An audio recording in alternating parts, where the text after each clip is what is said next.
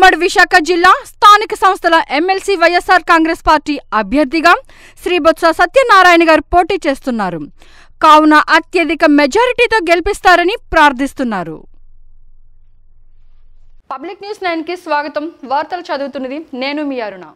పోలీసులకు సవాల్ విసురుతున్న దొంగలు.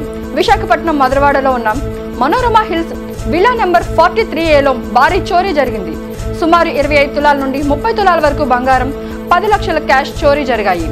భర్త doctor K Venkateswararao Apollo health సిటీలో డాక్టర్గా, భార్య సంధ్యాదేవి KGH లో డాక్టర్గా విధులు నిర్వహిస్తున్నారు. గురువారం మధ్యాహ్నం సుమారు 2 గంటల ప్రాంతంలో బంధువులు చనిపోతే భార్యాభర్తలు కలిసి భీమవరం వెళ్లారు. దుండగులు సమయం చూసి చోరీకి పాల్పడ్డారు. బస్సు ప్రమాదంలో మృతి చెందిన కుటుంబానికి నష్టపరిహారం ఇచ్చి ఆదుకోవాలని CITU జిల్లా ఉపాధ్యక్షులు ఆర్ రాము డిమాండ్ చేశారు. ఆసుపత్రిలో ఉన్న క్షతగాత్రులను పరామర్శించి ఆయన మాట్లాడుతూ ఎస్ రాయవరం నుండి లారస్ 4 B షిఫ్ట్ విధులకు హాజరవుతున్న comfort travels bus SEZ colony వద్ద ప్రమాదానికి గురై పెంటకోట రమణ మృతి చెందారు. మరో 12 మందికి తీవ్ర గాయాల పాలయ్యారు.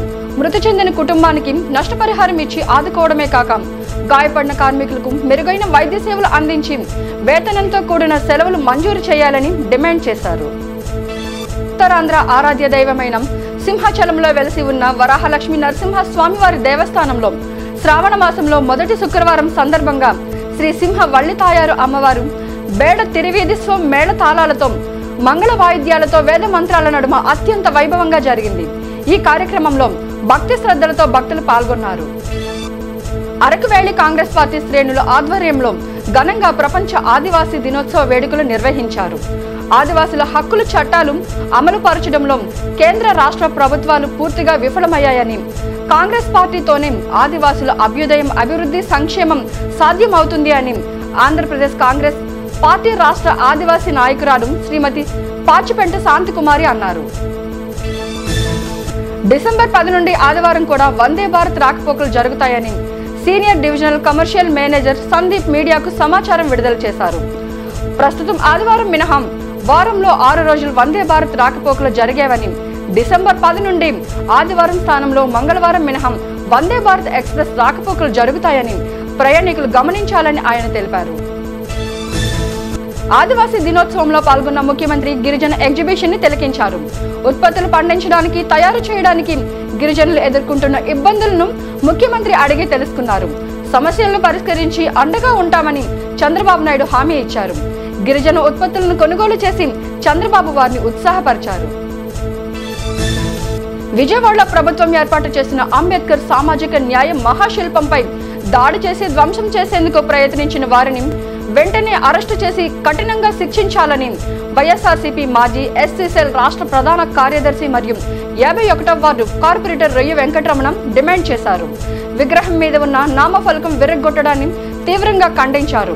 కార్పొరేటర్ రొయ్య వెంకటరమణ మాట్లాడుతూ ఆంధ్రప్రదేశ్ ప్రభుత్వం ప్రతిష్టాత్మకంగా నిర్మించిన రాజ్యాంగ నిర్మాత డాక్టర్ బిఆర్ అంబేద్కర్ విగ్రహంపై దాడి చేయడం దారుణమన్నారు. విగ్రహంపై ఉన్న నేమ్ ప్లేట్ ను కూడా తొలగించేందుకు ప్రయత్నం చేశారని ఆరోపించారు. పోలీసుల సమక్షంలోనే జరగడం పలు అనుమానాలకు దారితీస్తుందని, ప్రభుత్వం వెంటనే నిందితులను అరెస్టు చేసి కఠినంగా శిక్షించాలని డిమాండ్ చేశారు. గ్రామాన స్వాతంత్ర దినోత్సవ వేడుకలు ఘనంగా నిర్వహించాలని డిప్యూటీ సీఎం పవన్ కళ్యాణ్ అన్నారు. వేడుకల నిర్వహణకు పంచాయతీలకు నిధులు పెంచాలని, ఆగస్టు 15 కార్యక్రమాలకు 100 రూపాయల నుండి 250 రూపాయలకు మొత్తాలను పెంచారని, 10,000 నుండి 25,000 వరకు పెంచబడింది అని, ప్రతి గ్రామంలో స్వాతంత్ర దినోత్సవ వేడుకలను ఘనంగా నిర్వహించాలని, పంచాయతీ పరిధిలో ఉన్న ప్రభుత్వ, ప్రైవేట్ స్కూళ్ల విద్యార్థులకు ఆగస్టు 15 విశిష్టత కోసం తెలియజేయాలి అని, మహాత్మా గాంధీ చెప్పిన మాటలతో ప్రమాణం చేయించాలని అధికారులకు పవన్ కళ్యాణ్ ఆదేశించారు.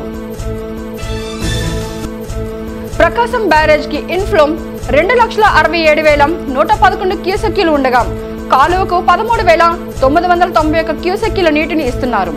బ్యారేజ్ 60 గేట్లు 6 అడుగుల మేరకు, 10 గేట్లు 5 అడుగుల మేరకు ఎత్తు 2,53,120 క్యూసెక్కుల నీటిని సముద్ర మట్టంలోకి విడుదల చేస్తున్నారు. ఈ నేపథ్యంలో అధికారులు లోతట్టు ప్రాంతాల ప్రజలను, కృష్ణానది పరివాహక ప్రాంతాల ప్రజలను అప్రమత్తం చేశారు. ఇవండి ఈరోజు వార్తా విశేషాలు. రేపు ఎక్స్ప్రెస్ న్యూస్ లో మళ్ళీ కలుద్దాం.